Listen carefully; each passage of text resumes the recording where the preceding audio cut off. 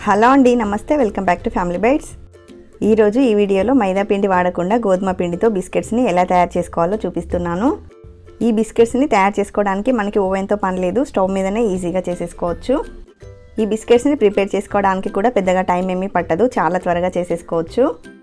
మీకు ఈ బిస్కెట్స్ని చూస్తేనే తెలిసిపోతుంది, లోపల క్రంచీగా పైన సాఫ్ట్గా నోట్లో అలా కరిగిపోతాయి.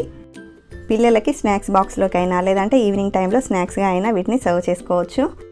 మనం ఇందులో వాడే ఇంగ్రీడియంట్స్ని ఎగ్జాక్ట్గా తీసుకుంటే క్రంచీ బిస్కెట్స్ని ఇంట్లోనే తయారు చేసేసుకోవచ్చు. ఈ బిస్కెట్స్ని ప్రిపేర్ చేసుకోవడానికి ముందుగా 100 గ్రాముల దాకా రూమ్ టెంపరేచర్లో ఉన్న బటర్ని తీసుకోండి. ఈ బటర్ని 5-10 నిమిషాల పాటు బీట్ చేయండి. మనం ఎంత బాగా బీట్ చేస్తే బిస్కెట్ అనేవి అంత గుల్లగా వస్తాయి, క్రంచీగా వస్తాయి. ఇప్పుడు ఇందులోకి అరకప్పు దాకా షుగర్ పౌడర్ని కొంచెం కొంచెంగా వేసుకుంటూ విస్క్ చేసుకోండి. ఇలా మిక్స్ చేస్తూ ఉన్నామంటే మనకి క్రీమీ టెక్స్చర్ అయితే వస్తుంది. ఆల్మోస్ట్ మనం తీసుకున్న క్వాంటిటీ అయితే డబుల్ అవుతుందన్నమాట. చూడండి, ఇలా ఫ్లఫీగా తయారు చేసుకోవాలి. ఇప్పుడు ఈ బౌల్ పైన ఒక జల్లెడని పెట్టుకోండి. ఇందులోకి 1 కప్పు దాకా గోధుమ పిండిని వేసుకోండి. అలాగే 1/2 కప్పు దాకా శనగపిండిని కూడా వేసుకోండి. మీరు కావాలంటే మొత్తం గోధుమ పిండితో అయినా చేసుకోవచ్చు, కానీ శనగపిండిని వేస్ట్ చేస్తే ఫ్లేవర్ అనేది చాలా బాగుంటుంది. అలాగే 1 టేబుల్ స్పూన్ దాకా బొంబాయి రవ్వని, చిటికెడంతా ఉప్పును వేసుకోండి. మనకి ఈ బిస్కెట్స్ అనేవి గుల్లగా రావడానికి ఇందులోకి 1/2 టీ స్పూన్ దాకా బేకింగ్ పౌడర్ని వేసుకోండి. ఇప్పుడు వీటన్నింటిని కూడా జల్లించుకోవాలి. బటర్లో పిండి అంతా కలిసే విధంగా బాగా కలుపుకోవాలి. చేత్తో బాగా వత్తుతూ ప్రెస్ చేయకుండా స్మూత్గా పిండిని కలుపుకోవాలి. ఒకవేళ మీకు పిండి డ్రైగా ఉన్నట్లు అనిపిస్తే 1 లేదా 2 టేబుల్ స్పూన్ల దాకా బటర్ని కానీ నెయ్యిని కానీ వేసుకొని కలుపుకోవచ్చు. మంచి ఫ్లేవర్ కోసం ఇక్కడ నేను 1/2 టీ స్పూన్ దాకా యాలకుల పొడిని వేస్తున్నాను. మీరు వేయకుండా కూడా చేసుకోవచ్చు. ఈ విధంగా పిండిని కలుపుకోవాలి. ఇలా ఈ టెక్స్చర్ రావాలన్నమాట. ఈ బిస్కెట్స్ని బేక్ చేసుకోవడానికి కేక్ మౌల్డ్ని కానీ లేదంటే ఏదైనా స్టీల్ ప్లేట్ని కానీ తీసుకోండి. బిస్కెట్స్ ఈ మౌల్డ్కి అంటుకోకుండా కొంచెం ఆయిల్తో గ్రీస్ చేసుకోండి. ఇలా బేక్ చేసుకోవడానికి ప్లేట్ని అయితే రెడీ చేసి పెట్టుకోవాలి. ఇప్పుడు మనం కలిపి పెట్టుకున్న పిండిలోంచి కొంచెం కొంచెంగా పిండిని తీసుకొని రౌండ్ బాల్ లాగా చేసి కొంచెం ప్రెస్ చేసినట్లుగా చేయండి.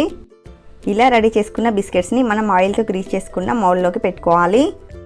ఒకదానికొకటి అంటుకోకుండా కొంచెం గ్యాప్ ఉండేలాగా పెట్టుకోండి.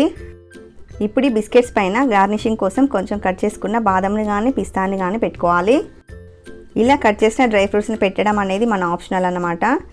ఇలా రెడీ చేసుకున్న బిస్కెట్స్ని ఇప్పుడు మనం బేక్ చేసుకోవాలి. బేక్ చేసుకోవడానికి అడుగు మందంగా ఉన్న గిన్నెని కానీ కుక్కర్ని కానీ తీసుకోండి. ఇందులోకి స్టాండ్ని పెట్టి ఒక 5 నిమిషాల పాటు ప్రీహీట్ చేసుకోండి. 5 నిమిషాల తర్వాత మూత తీసి ఇందులోకి మనం రెడీ చేసి పెట్టుకున్న బిస్కెట్స్ని పెట్టుకోండి. మళ్ళీ కవర్ చేసి 25 నుంచి 30 నిమిషాల పాటు బేక్ చేసుకోవాలి. 25 నిమిషాల తర్వాత ఒకసారి మూత తీసి చెక్ చేసుకోండి. అడుగున లైట్ గోల్డెన్ కలర్ వచ్చి బిస్కెట్స్ అనేవి ఈ విధంగా కొంచెం క్రాక్స్ వస్తాయి.